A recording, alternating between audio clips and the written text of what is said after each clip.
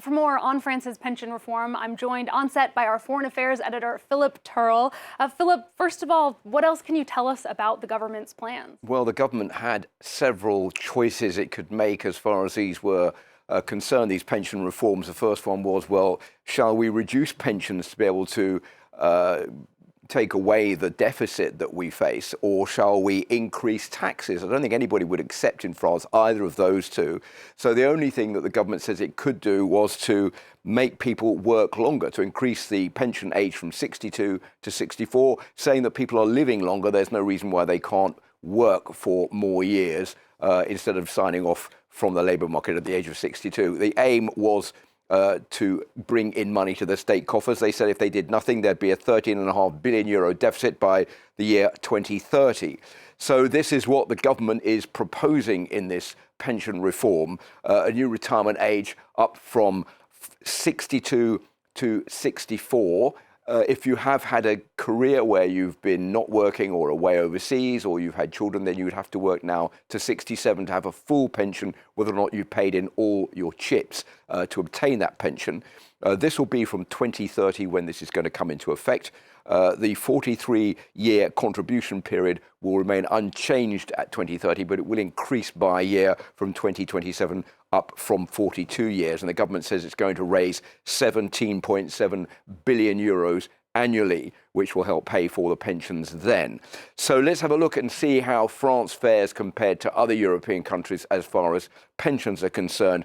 France is moving up to 64 from 62, but it's still the lowest in Europe. Germany is moving up from 65 to 67, Netherlands from 66 to 67, Belgium from 65 to 67, but the highest is Denmark, which is already at 67, and they're planning in the next 10 years or so to move their retirement age up to 69. So France will still be the country where the retirement age is the lowest. And Philip, what about how France compares to other European countries in terms of their actual working week? Well, France is also one of the lowest when it comes to working weeks. There's just 35 hours working, a 35-hour working week in France. If we have a look at some of the other working hours around the European Union, Greece is the highest. They work for 42 hours on average a week. A couple of others here. Poland is on 40 hours, Portugal on 39, France only on 35. The 35-hour week brought in back in 2000 by the socialist government of Lionel Jospin under the Labour minister Martin Aubry. And if you look at the least working hours in the EU, Norway has 33.8, Denmark 32.9, but the lowest is the Netherlands, where people there work only 30.3 hours a week. Now, the important thing to know here is that these reforms have been unanimously rejected by the unions in France. They've been rejected by all the opposition parties except for one. That's the right-wing Republicans of former President Nicolas Sarkozy and former President Jacques Chirac. They say they will back the government, but French people in general don't want this reform.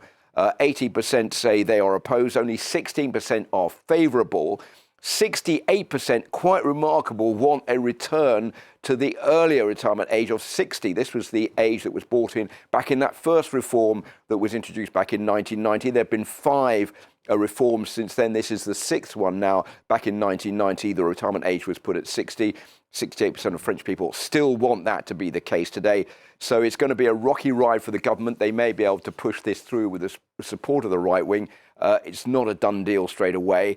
There's going to be a strike next week, widespread strike action in France on the 19th of January. We'll see in the months to come whether the government is actually able to push this pension reform through.